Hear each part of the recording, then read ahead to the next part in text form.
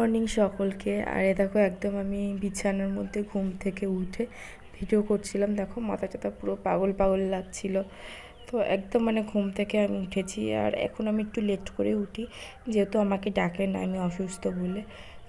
ওই যে 9টা-10টা এরকম বেজে যায় সত্যি কথা বলতে ঘুম থেকে উঠতে। আর যেহেতু কোনো কাজ কাম কিছুই নেই, ওই জন্য আমি লেট করে উঠি। তো চলো ছাদে যাই, ছাদে গিয়ে বাকি কথাগুলো বলি। মর্নিং সকলকে।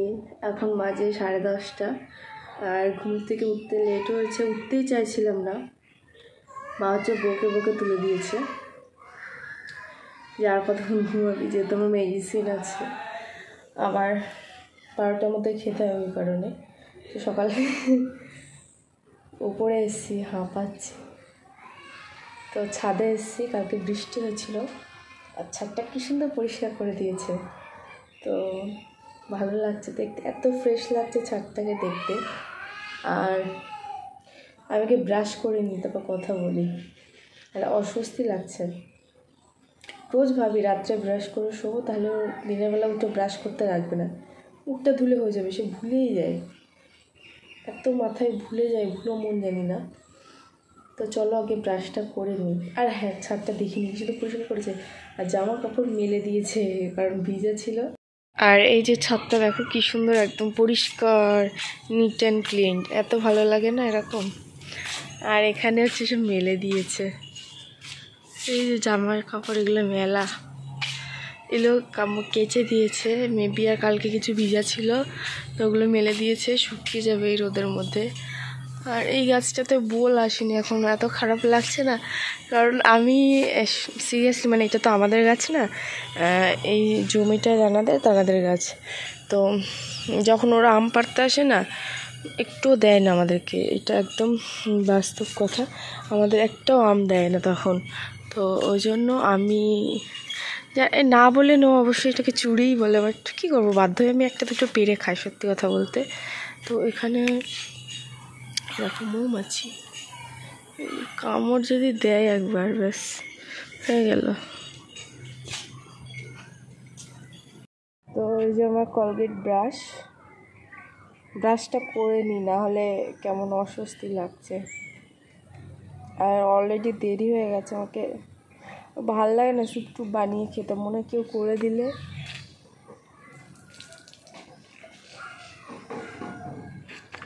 তো মা রান্না বান্না করে, তো যেন বলি না, কারণ এখন তো সুস্থ মোটামুটি, তো নিজের কাজটা নিজে করার চেষ্টা করি, কখন মা করে দেবে এরকম করার থেকে নিজে করে করে নেওয়া ভালো।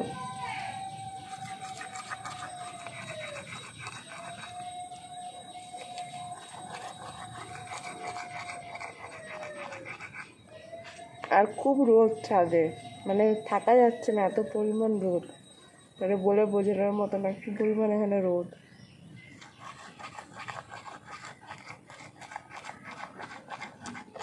মুখ ধোয়া কমপ্লিট হয়ে গেছে, তো এবার নিচে নামবো।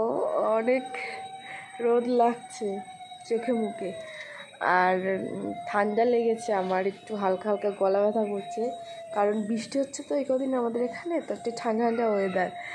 দিনের বেলা এরকম গরম, বাট সন্ধ্যের দিকে বা রাত্রের দিকে কিন্তু ভালোই ঠান্ডা। তো আমি তাকাতে পারছি না, তো নিচে যাই, গিয়ে কিছু ব্রেকফাস্ট বানাই, আর বানিয়ে হচ্ছে তারপরে খেয়ে দিয়ে তোমাদের সাথে দেখা হচ্ছে।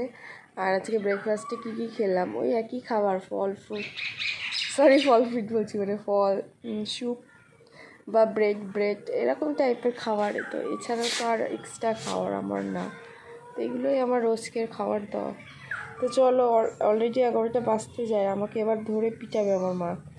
তো চলো নিচে গিয়ে ব্রেকফাস্টটা বানিয়ে নিই। তো নিচে চলে এসেছিলাম, এসে দেখো আমার সকালের ব্রেকফাস্টগুলো আমি বানিয়ে নিচ্ছি। আর এখানে দেখো আমি স্যুপটা করে নিয়েছি গরম জল করে, আর বাকি ফলগুলো আমি এবার কেটে নেব। তো আমি এখানে দেখো আপেল কাটছি। আপেলের ওপর থেকে না এত ভালো লাগে, বাট যখন খোলা ছিলতে চাই দেখি মাঝখানে খারাপ খারাপ থাকে, জানি না এটা কেন হয়। তো এ দেখো আমি সুন্দর মতো করে একে একে করে হচ্ছে আপেলগুলো ছিলে নেব। আর মানে সাজিয়ে খাবো, কারণ অন্যদিন এলোমেলো করে খায়, বাট আজকে হচ্ছে সাজিয়ে ভালোভাবে খেতে হবে, এটাই আর কি। তো যার জন্য ওকে সুন্দর মতো করে দেখো কেটে নিতে হবে। আর এখানে দেখো স্যুপ থেকে কিন্তু গরম কি সুন্দর ধোয়া উঠছে, একদম গরম, মানে সবে একদম জলটা নামিয়ে এনে ওর মধ্যে গুলে দিয়েছে স্যুপটা। তো গরম তো আমার খাওয়া যাবে না, ওটা যতক্ষণ না ঠান্ডা না হবে।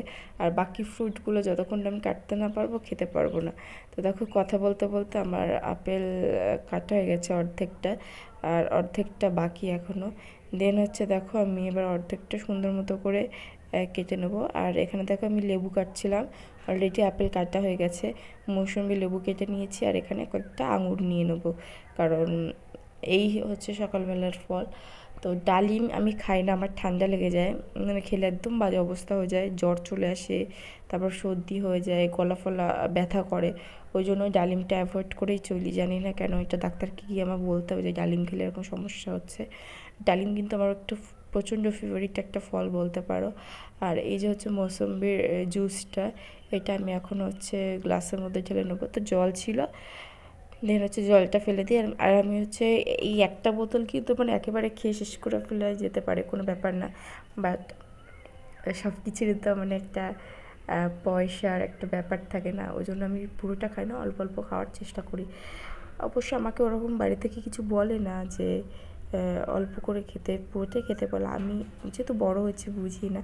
আর এখানে দেখো আমার স্যুপ, ব্রেড, তারপরে কলা, তারপরে আঙুর, আপেল, মৌসম্বি লেবু, শসা, এই যে হচ্ছে আমার সকালবেলার ব্রেকফাস্ট।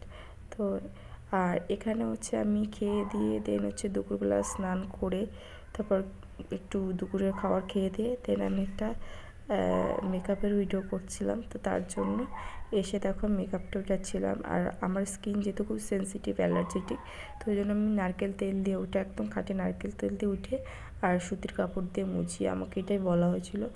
আর তুলো ব্যবহার করতে পারো, যে তুলো অত কোথায় পাবো বলো, খুব নষ্ট হয় তুলো। তো ওই জন্য সুতির কাপড় দিয়ে আর এটাকে আবার পরিষ্কার করে ধুয়ে নেবো, ডেটল দিয়ে আবার জীবাণুমুক্ত করে নিতে হবে।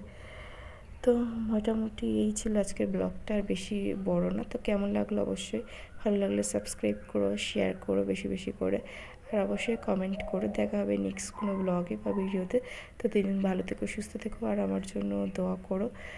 তো টাটা, বাই বাই, দেখা হচ্ছে নেক্সট কোনো ব্লগে বা ভিডিওতে। আল্লাহ হাফিজ।